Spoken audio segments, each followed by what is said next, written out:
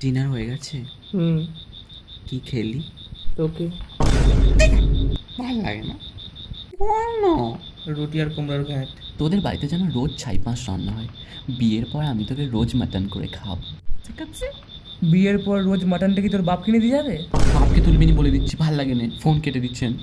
এই আরে মজা করছি আমি। অভিমানী বেবি আমার। জানিস বড়দির বরকে রে আমার বাবা একটা বুলেট গিফট করেছে। আমি তো বলেই দিয়েছি বিয়ের পর আমার বরকে যেন একটা 4 চাকা গিফট করা হয়, না হলে আমি বিয়েই করবো না। সত্যি বিয়ে করবে না আমাকে? এটা তো কথার কথা। তোকে বিয়ে না করলে কাকে করবো? তাহলে একটা কিস দে। না।